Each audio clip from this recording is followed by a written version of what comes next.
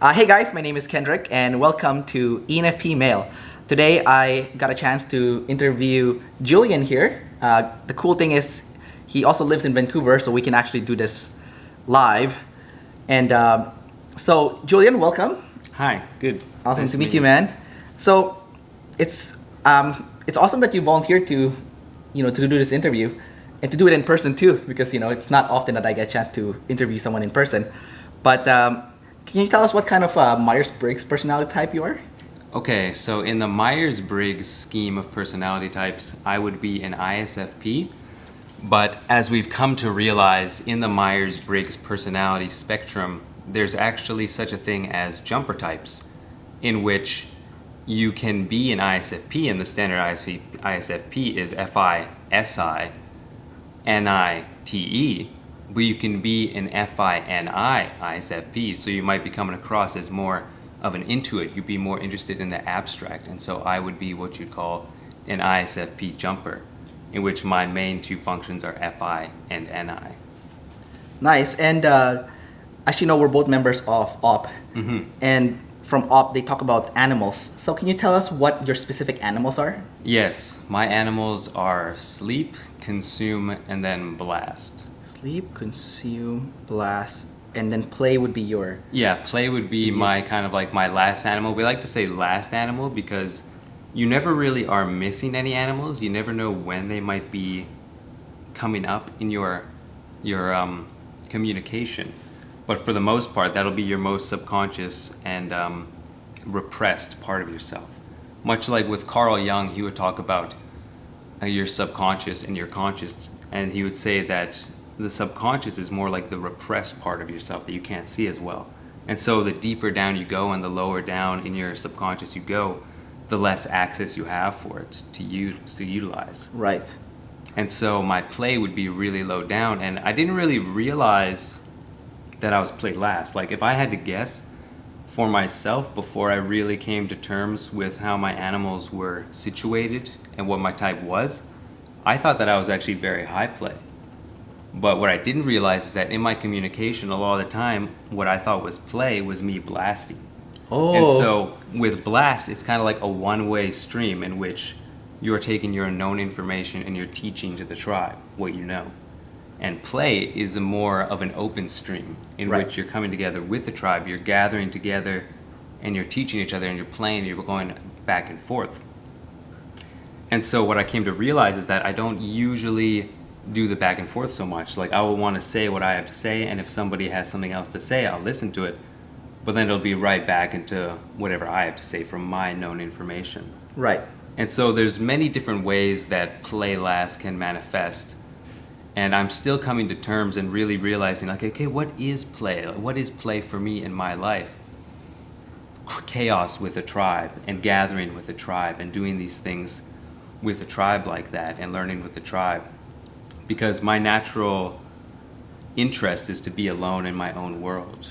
And my own world is kind of the main world, is what I would consider the reality of life, is my inner world. And the outer world of physicality is more of the less solid, more transient part of the world. Right. And so engaging with other people in this open back and forth is not something I'm usually interested in doing.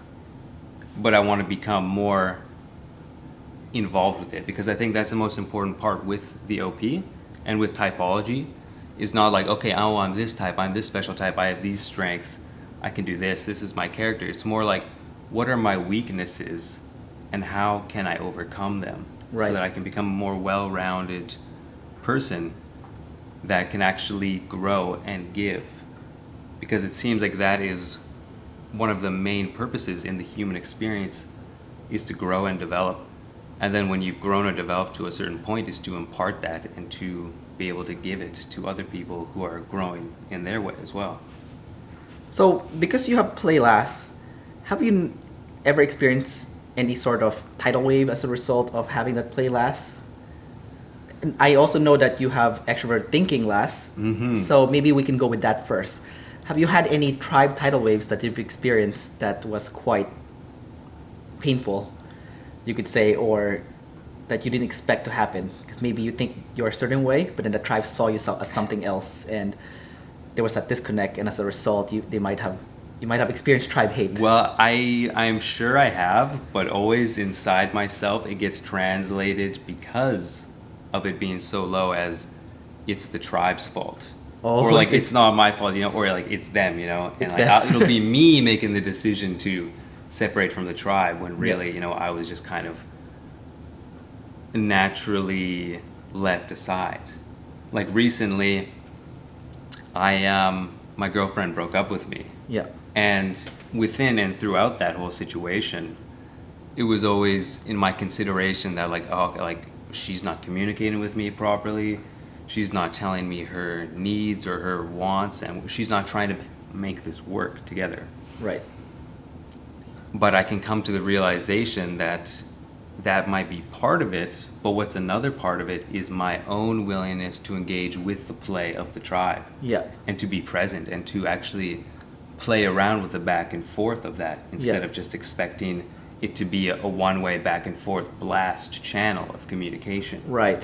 Which doesn't always work like that. So instead of building onto the conversation that you two were having, or building onto the emotions that you two were having, it was a one-way street in your case, just because you were using blast so much and you were not using play at all. Mm-hmm.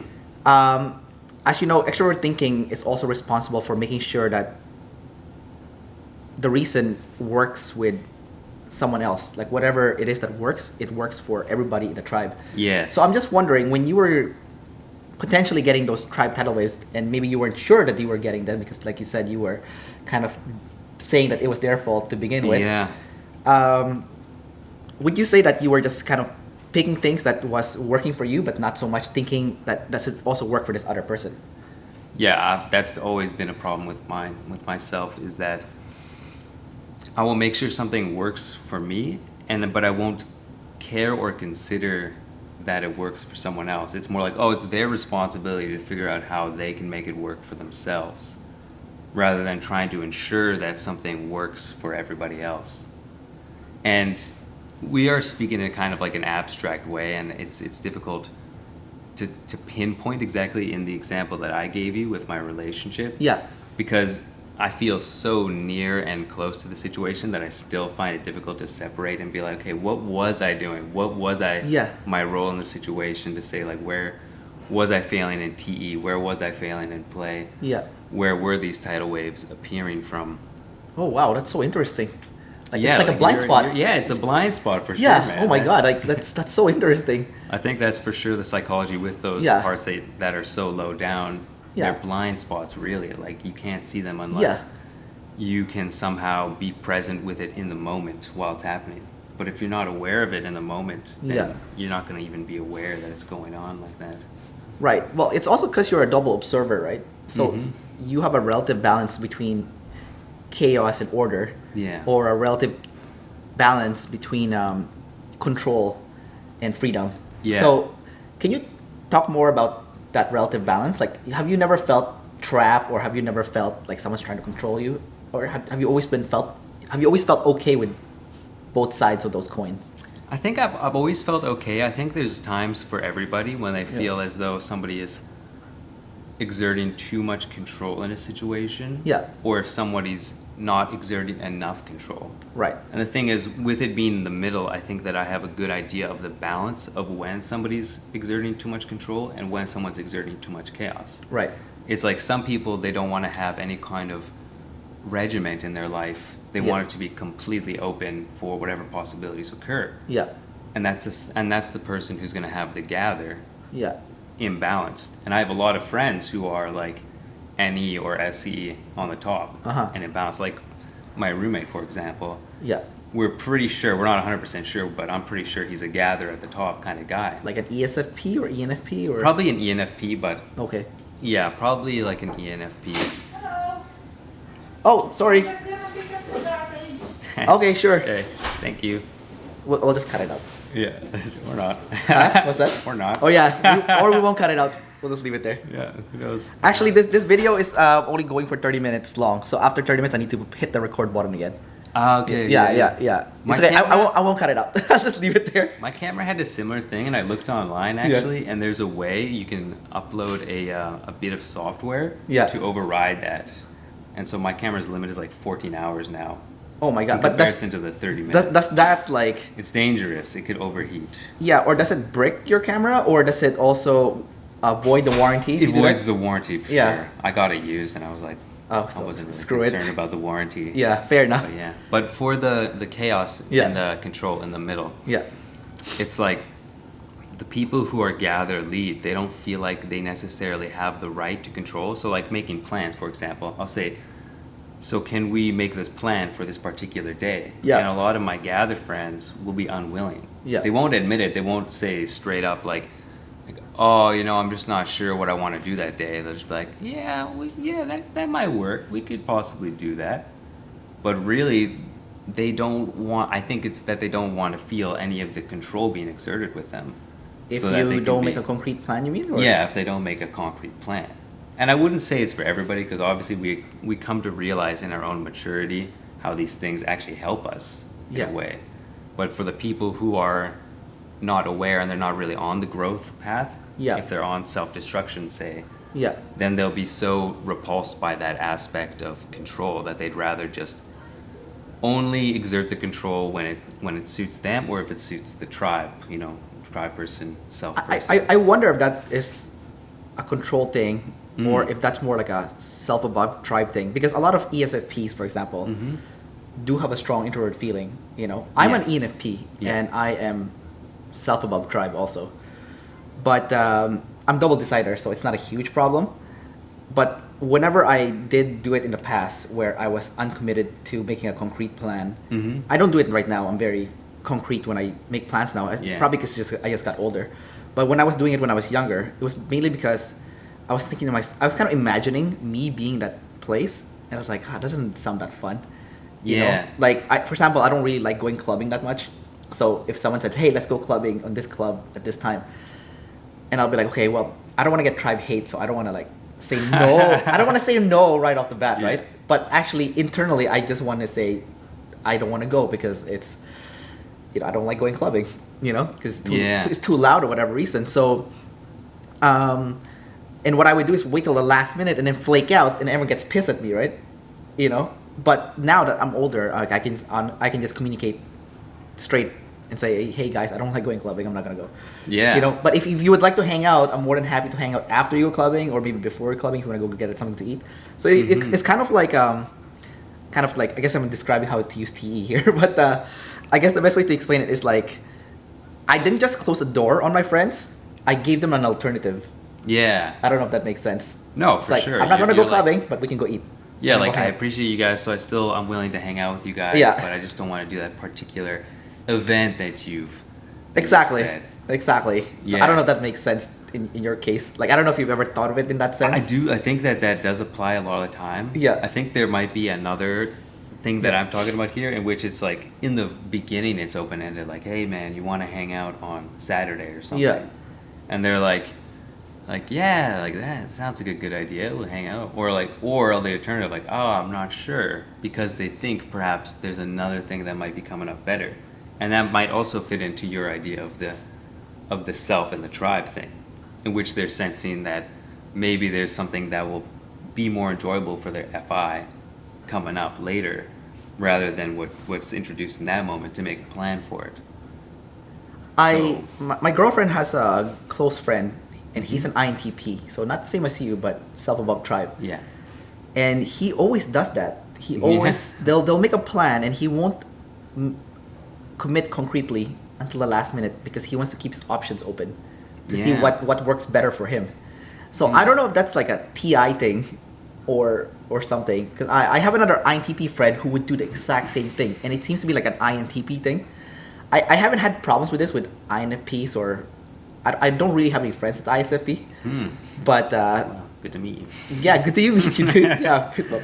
Boom. But anyway, so, but I didn't have this. I never noticed this happening when I make a plan with an IP that's an F, only with a T. So I don't know if that's like a tea kind of thing. Yeah. So that's kind of like what I'm thinking in my head now, just based on what you're saying.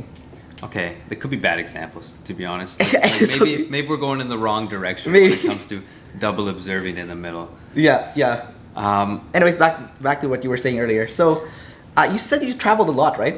Yeah, And we were talking earlier before we started this, and you said you went to Nepal, and you said you met so many people that kind of told you about the Myers-Briggs, the MBTI stuff, and that's kind of how you kind of figured out that you were an ISFP, or at least that's when someone told you that you feel like an ISFP. Yeah, it was in India, but Yeah. close enough. And I ran into this couple, and they were very kind of mysterious in a way, and I had seen them around, Yeah. and we would meet up, bump into each other once in a while, and eventually we started hanging out, getting closer. They kind of wriggled their way into my life. Yeah. And we were sitting one time, and they were like whispering to each other, talking to each other, like, "What do you think? ISFP, INFP, ISFP," that kind of thing. And then they're like, "Have you ever done the Myers-Briggs test before?" And I'm like, "Oh yeah, years ago, you know." And like, "Oh, what type did you get?" I'm like, "I think I got INFP in the test." Yeah. Because as we know, if you take a test online, there's 16 types, and all the questions, they're kind of loaded, you know. And it doesn't. It relies on you knowing yourself so well, which we really don't. Yeah. And so I got this type, and they're like, "Oh, I thought you were an ISFP, but INFP, that makes sense too, man." Yeah. And I was intrigued, and I thought, okay, well, like, what is this? Is there something more to this? Like, how are you able to tell that I'm even in the ballpark of this character? That's pretty close. Yeah, and so they had this sort of Yeah. stockhold of anecdotes and memes and people on the internet, as we know in the Myers-Briggs community. Yeah. They'll always be sharing to like, "Oh, like this is such an INFP thing to do. This is such an ISFP thing to do." Like, Yeah. and they'll have their images that will be sort of meme images imparting these traits. And so I think that they gathered their information through this and other forum posts and other such things like that. And Yeah. I really got into it too. I got into like the Kiersey temperaments and Myers-Briggs, and I read as much as I could about it. But the thing is, I never really felt that there was a solid hold on the definitions of the functions. Right. And I always knew there's something missing. Like, how can there only be 16 types, really? Yeah. You know, like, because this guy who introduced it, Minnis, he was a self-proclaimed INFP too. Yeah. And I thought, me and this guy were really different, you know? Yeah. Like, we can't possibly be the same type. Yeah. And so he actually was also the one who showed me Dave's Superpowers OP. Oh, nice. But he never went into it. He just like knew about the channel and the Yeah. functions, and he's just like, "Oh, you want to know more about the functions? Check this out." Yeah. And I saw it. I'm like, "This is it. Like, these guys." So he didn't go actually- deep, but you did. No, and I told him, I tried bringing him into. I'm like, "Dude, you got to go into this, man. Like, I'm Yeah. in the class. I'm taking the videos. Like, this Yeah. is the real deal. These guys are actually explaining the functions. Yeah. They're actually doing the research. They're actually come up with a system that covers a lot of the blind spots that the other temperament or typology systems are not covering." Yeah. But he had his own theory going on that he wasn't really willing to let go, which was like this idea that people had within them a tri-type, or like 3 different types, like a main type and then a subtype and then like another subtype. And I'm like, that's fair, man, but until you can actually prove and observe that, then it's just going to be a theory. Yeah. Which is what I really appreciate about objective personality, is that they have their theories, but they're also actively proving it and demonstrating what these things look like. Yeah. Something as intransigent as psychology, because Yeah. it appears in so many different ways, right? Right. And so that's how I got introduced to OP in the end, and Myers-Briggs. I think it's interesting that even though you seem INFP-ish, Mhm. it's actually the fact that you're an ISFP because you went deep. You know, NI is all about depth, right? And Mm-hmm. and if you, maybe that friend that you met that's an INFP who's felt very different from you, maybe he was a gathering, you know, INFP, you know, with extrovert intuition as his second function, standard INFP, you could say. Yeah. And then you're the jumper ISFP. That's why you also act very NF, which is kind of strange, right? Because then Yeah. people, you know, when you look at the traditional definition of an ISFP, you're the kind of person that's just hedonistic, right? Yeah. It's all about like, you know, let's just have fun, you know, enjoy the moment.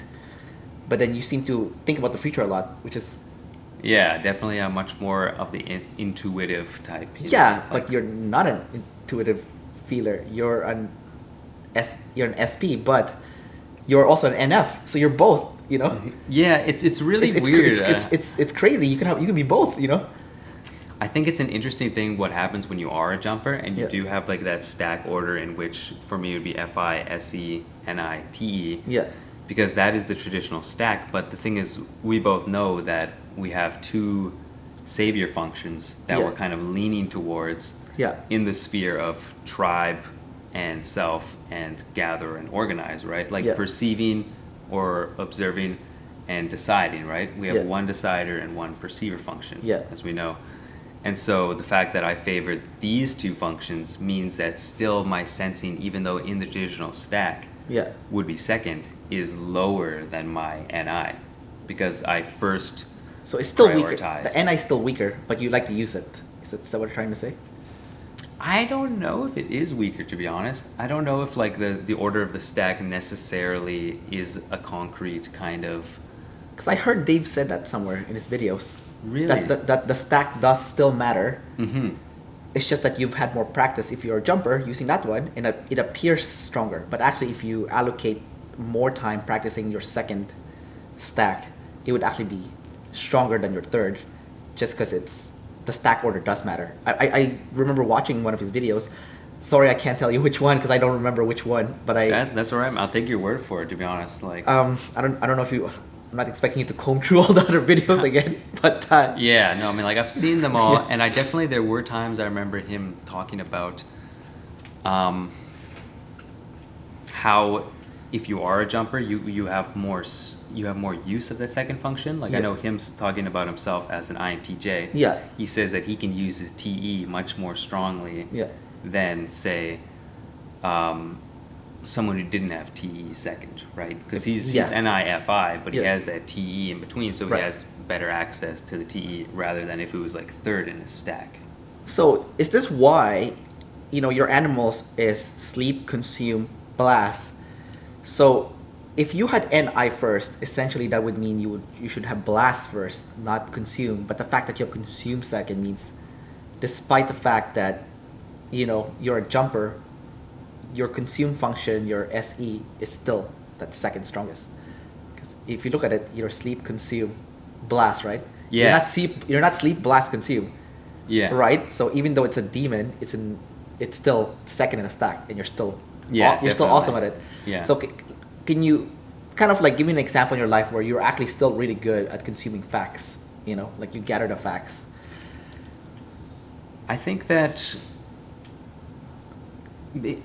it's interesting to try to draw the parallel between SE and NE in the first place because, and I'm not really so certain about NE because SE makes a lot of sense to me. SE to NI is like you observe what the actual facts of the matter are going on, Yeah. and then you draw connections from there.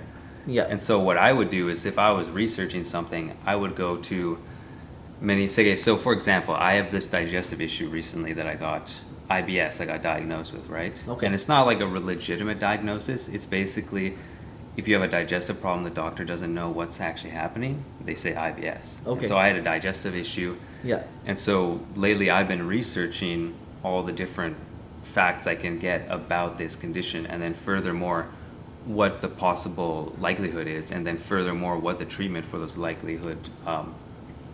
what those problems might be. Yeah. And so what I would do is I would go to each website about a certain subject, Yeah. and I would read what these people were saying of the facts, right, that they Yeah. were stating, and then I would go to the next website, Yeah. and I would read their facts of what they're stating, Yeah. and then I would go to the next website and read their facts of what they're stating, and then I would see what the Connections. commonalities are between that. That's your NI then. Yeah, I would Okay. see what the commonalities are, and then I would see those as the most important aspects of the solution, and the rest I was thinking that is superfluous. Is that word? I think I know what you're saying, but I can't pronounce it also. Yeah. So I don't worry about it. Yeah. But yeah, no, I would kind of ignore the rest of the information because Yeah. each website will say like, oh, this is my golden recipe, my golden solution to your problem, and it'd be like so many different ingredients. Say if it's like a Yeah. formulated, like a pill or something, it's like it's got this ingredient, this ingredient, this ingredient, this ingredient, this ingredient. Yeah. And then you go to the next guy And he's like, no, I got the special solution, and it's this ingredient, this ingredient, this ingredient, this ingredient. Yeah. And you go and you see enough of these, and you see, oh, actually, there's only like 3 ingredients that all of them are using. Yeah. And I can only conjecture that those are the most powerful ingredients. The one that made the difference. Yeah, the ones that actually make the difference. Yeah. And so I can discard the rest of it. And so that's a real life example of SE leading to NI. Nice. That's a good explanation of it too. I don't think I'd have it ready if I hadn't like just recently been doing this. And also I've only recently actually got my type. I thought I was NE for a long time, for real. But thing is, I wasn't really sure what NE was. I thought just because I was interested in abstract ideas and possibilities, that I was NE. But really, because I can see myself and my human need for cutting away the unnecessary stuff and narrowing down as more of the NI, because intuition is intuition no matter what. Yeah. Whether it's extroverted or introverted, intuition is still going to be observations in the abstract and patterns. Patterns is the big one, So actually, I'd be interested to hear from you, your experience with NE. So hey guys, we just the video got cut off because my memory card was full, so I deleted some videos and we're good to go again. So what was your question again, Julian? All right, my question is, because we were just covering the topic of SE leading to NI. Yeah. My question is, coming from an SE perspective, what does NE leading to SI look like in the gathering of information and the organizing of it? So NE is all about gathering information and abstract ideas, right? Mm-hmm. But it's also gathering systems.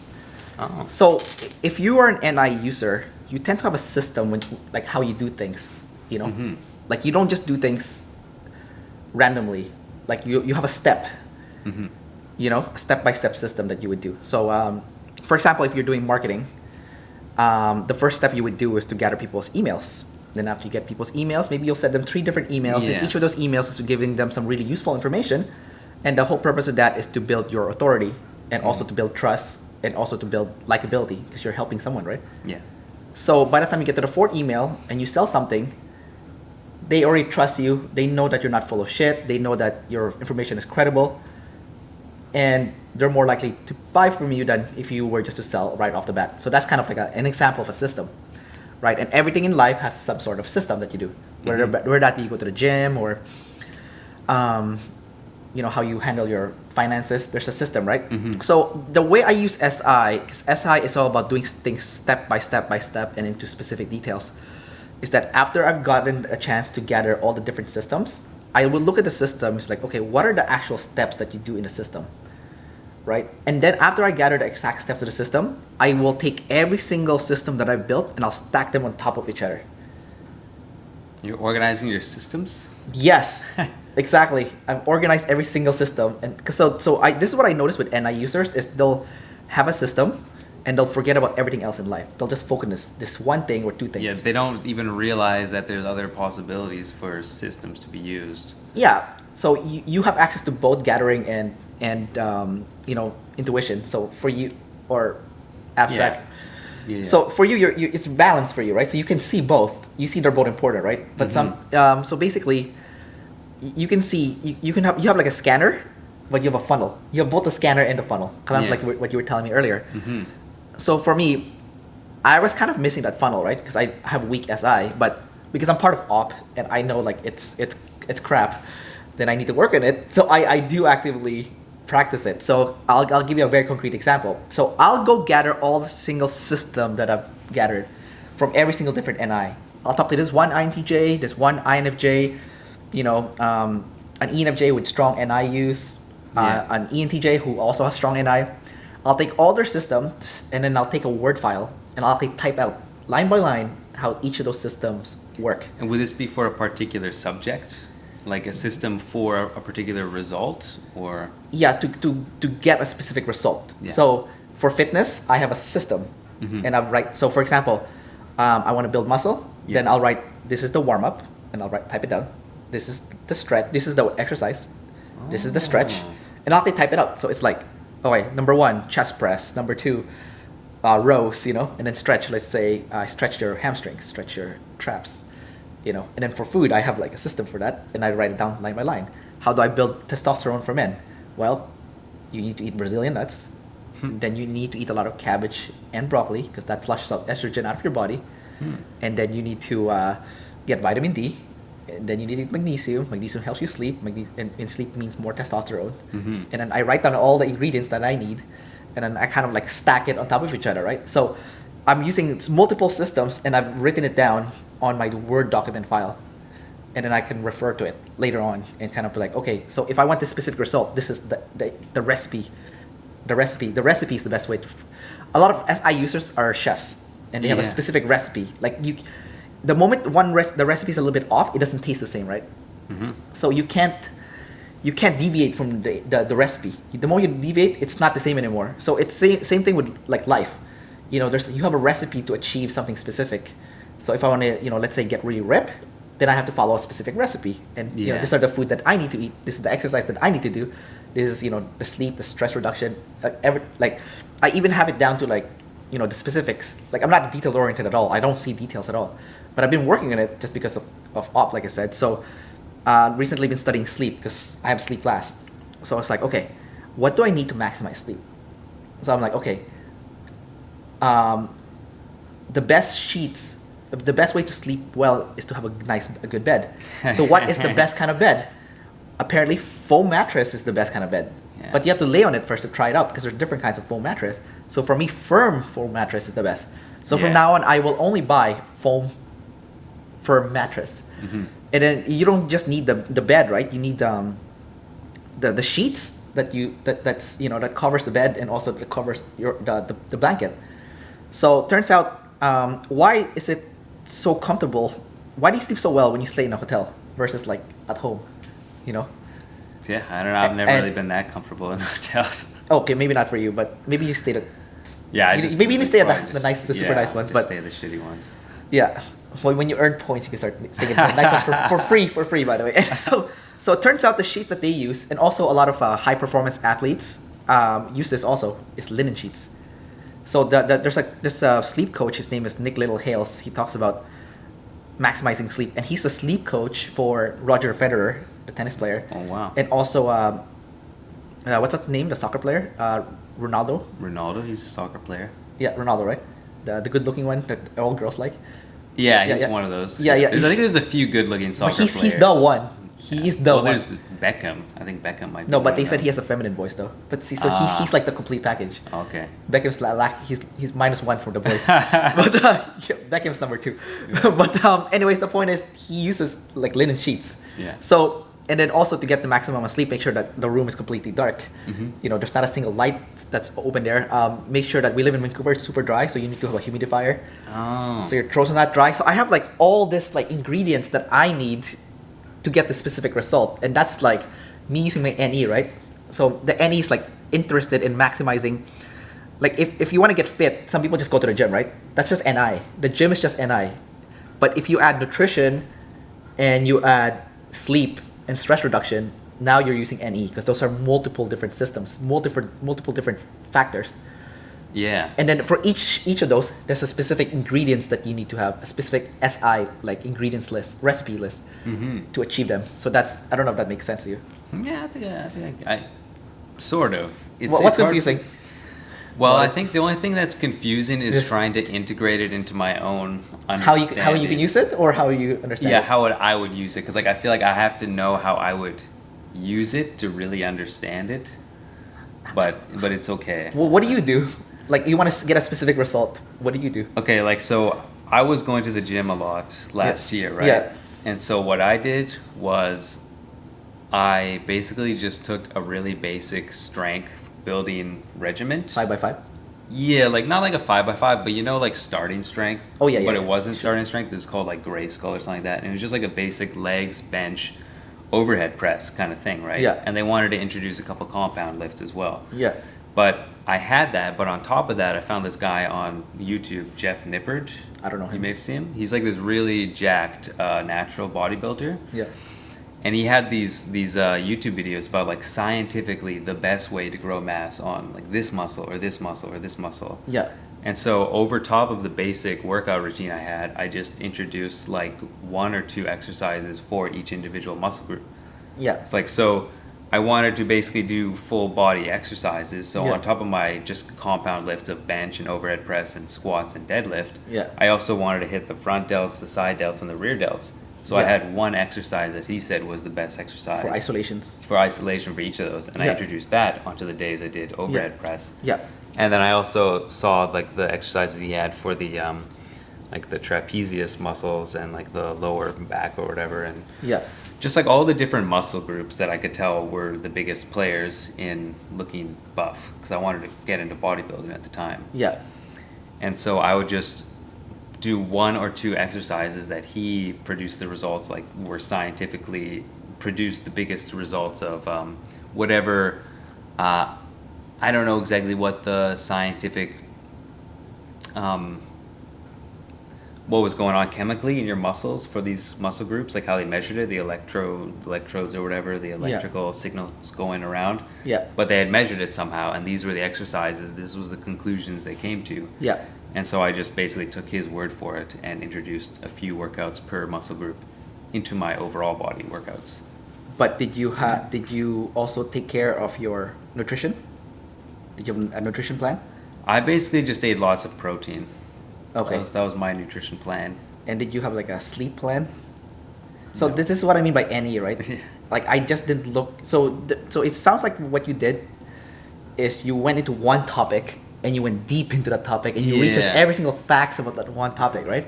Yeah, I was just keyed on for the muscle building of the workouts. So that's basically like you using NI. So you got a concept, which is bodybuilding, and then you gather as much details about how it works scientifically and just the facts, about that one subject.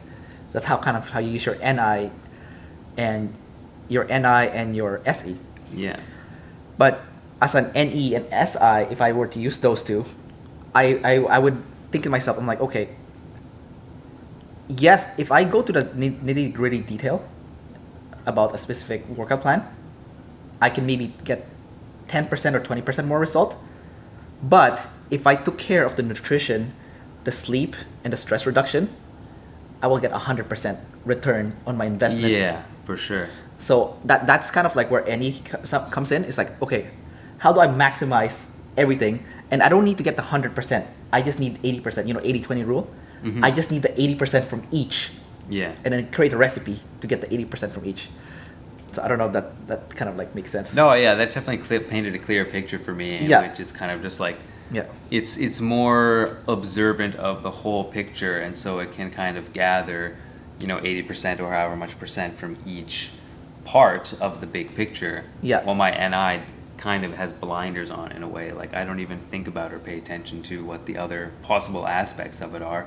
I just think like, oh, okay, like I want to build muscle mass, I got to work out. What are the best workouts? Well, in a way, that also means that your workout's probably better than my workout. If we're like, let's say we're competing. Yeah, if we're like the same level of. Yeah, it just means your workout's better than mine. But the fact that let's say you are missing holes in your game, in your nutrition, your sleep, your stress reduction, testosterone production. Yeah. Just because I've tapped into those other ones too. So even though I've only gotten 50% for each of those, the fact that you're not even doing them, you're like at 0%, right?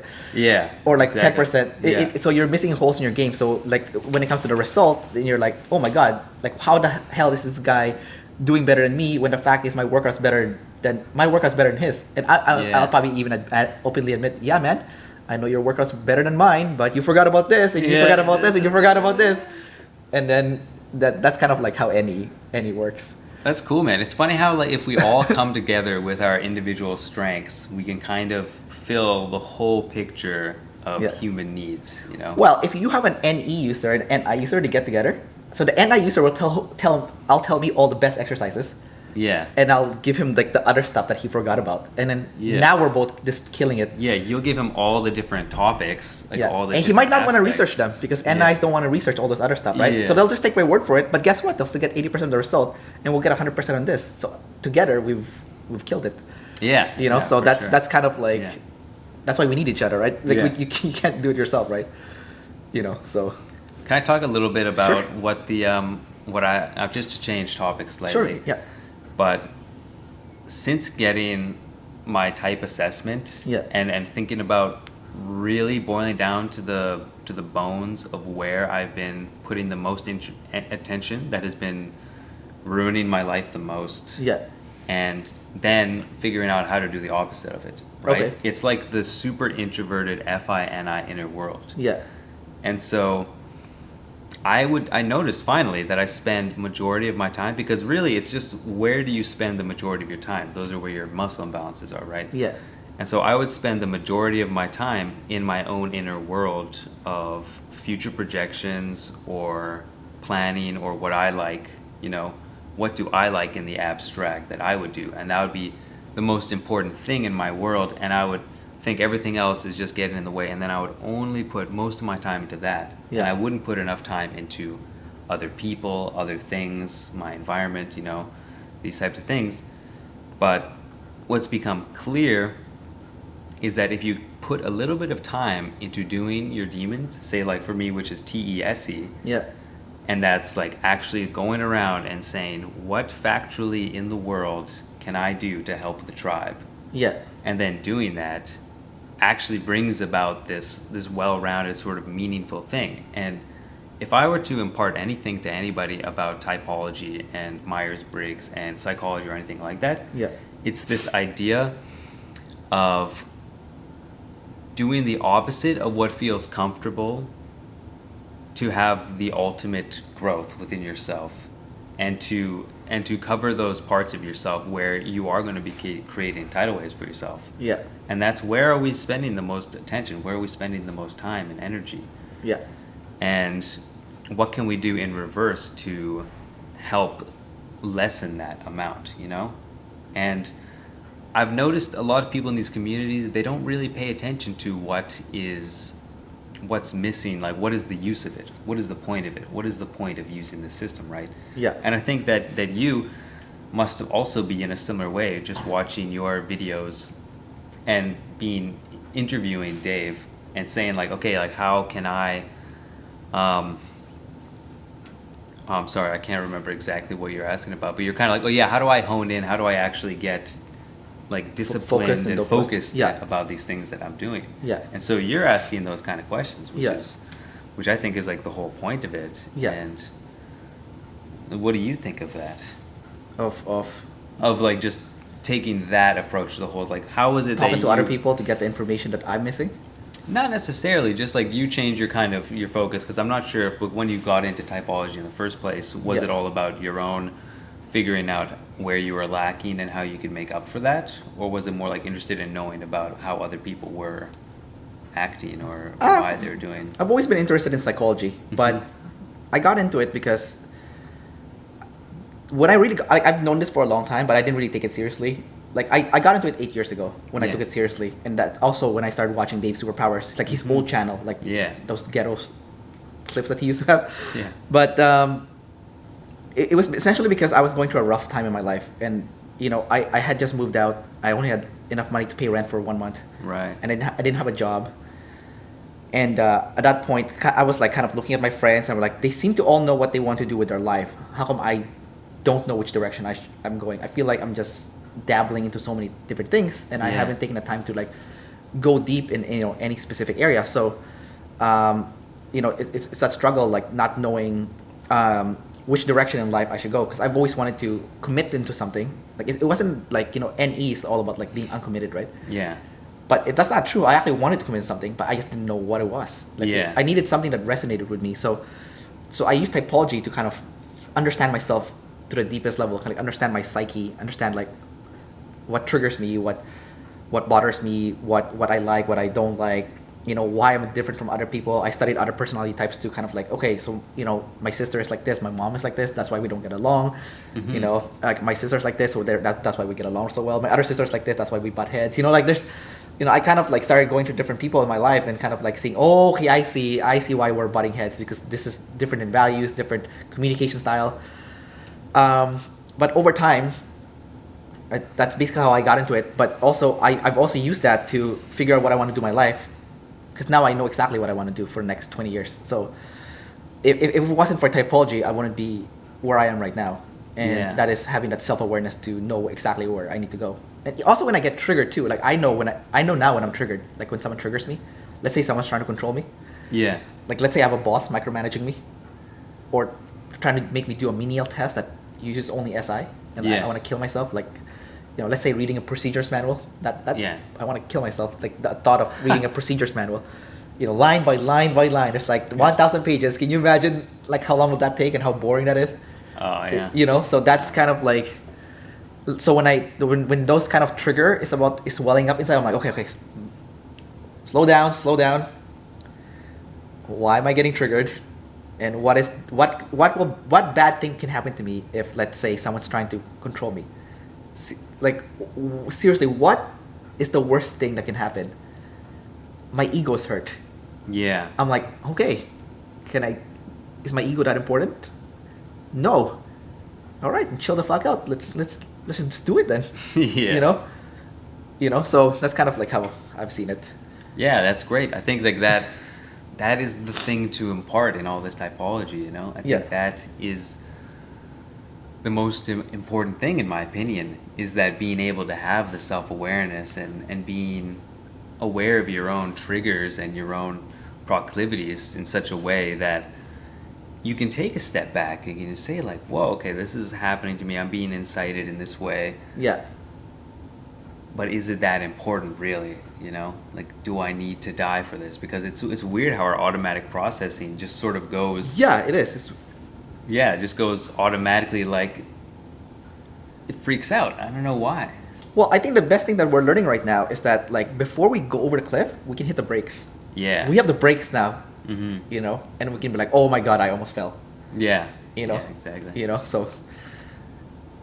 So play. You want to practice using your play a little bit? Sure. What do you think it looks like? All right. So I don't know if you know. So play is different from blast. Is that play is a two-way thing. Yeah. And blast is something you're comfortable with. You kind of tell a concept and you explain how the concept works, right? Mm-hmm. But play is all about sharing a story, sharing vulnerabilities. Oh wow. Like I don't know if you're comfortable with this, but I'm not gonna get you to talk about something you don't want to. But one second, someone knocking? Yeah, I think so. Could be. We have a program and the seniors are arriving, so What time does it start? 3 o'clock. Okay, give me 3 minutes. Okay, we'll wrap this up. Yeah, sounds good. Seniors have arrived. They got a meeting. Sorry guys, we won't be able to use Julian's play energy today, but we'll just have to wrap it up because our room Dodge booking. a bullet. We dodged a bullet. But so Julian, thanks again for coming out today. I know it's kind of abrupt that we cut it off because the seniors are coming, but thanks. Oh man, thanks. Thanks for having the talk, and we'll see you next time.